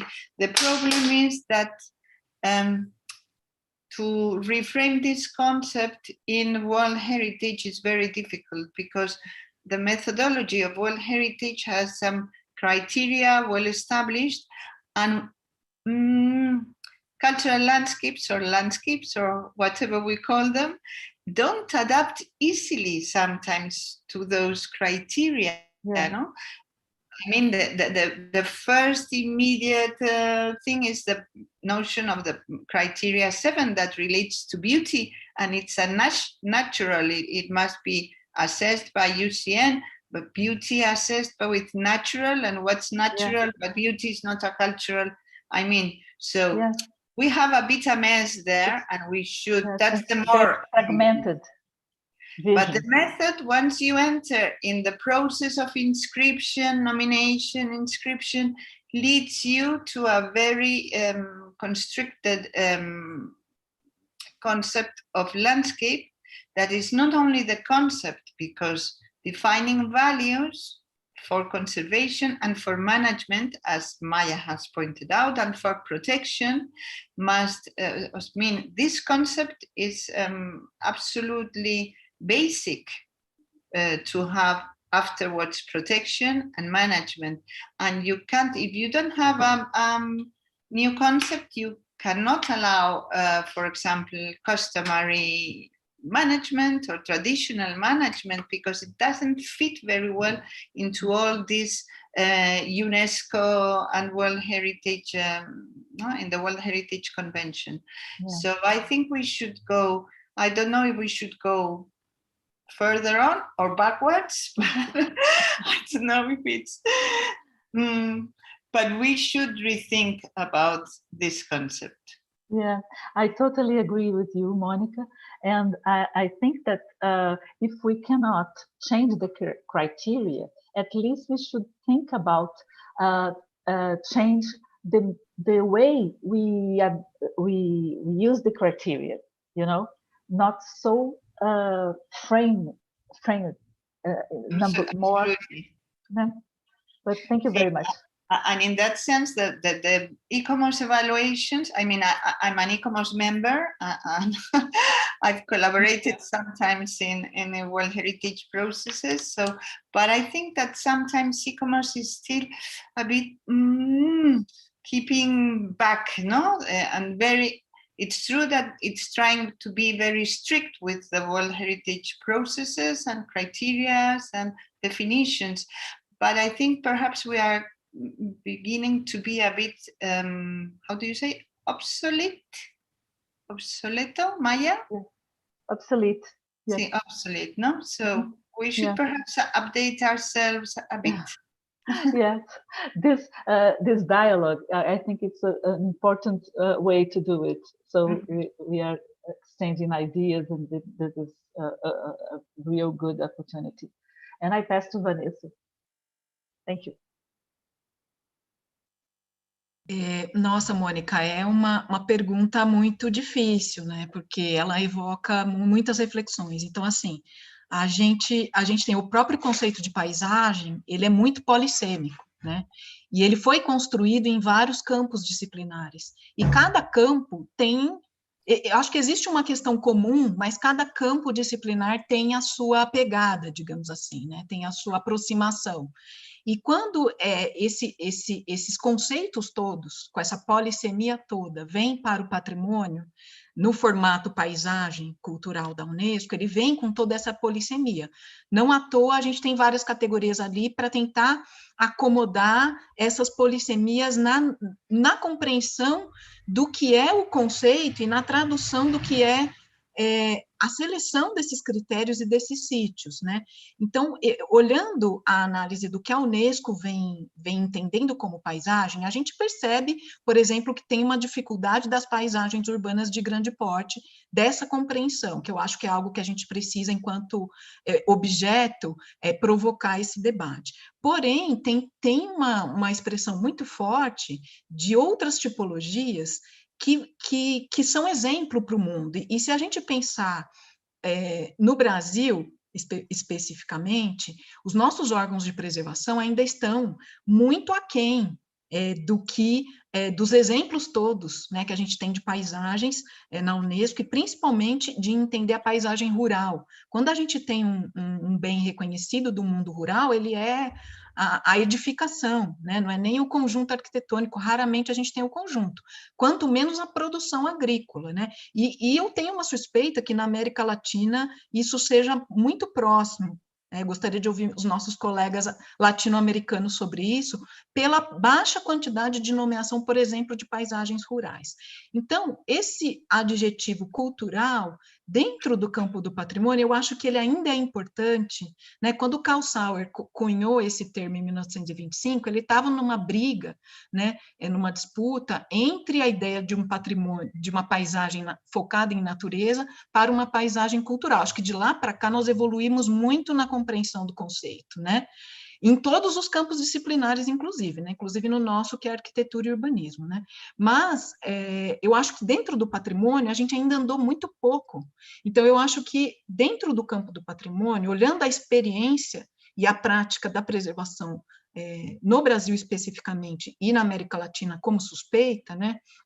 Como hipótese, porque eu não conheço todas as realidades, né? Mas a gente vê que ainda temos muito o que avançar, né? Por exemplo, as nossas vinícolas na Argentina, no Chile, no Brasil mesmo, não são reconhecidas como patrimônio. Então, assim, eu acho que ainda cunhar o cultural no campo do patrimônio para as políticas de preservação, olhando como o conceito ainda é estreito dentro do campo do patrimônio, apesar de 30 anos de categoria de paisagem cultural, eu acho ainda importante.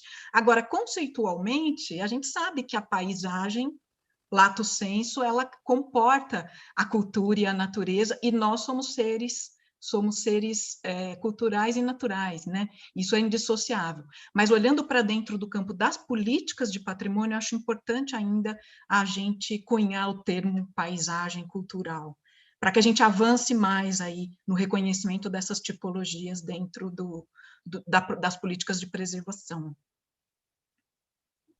Thank you, Vanessa. We are now just in the moment of closing our session. I'm sorry to have to finish our debate. I would like only to pinpoint the comment of Laura Lage. She said that even the concept of nature is a cultural one. So natural landscape is also a cultural one. This separation only enlarged the dichotomy. Landscapes about people sharing the same place, with all the consequence of it. Changes in natural features, the meaning of the place, its significance, its perception through all senses. I think landscape concept is a great opportunity to think differently, where every place has an importance to someone, even if it's not preserved by heritage institutions.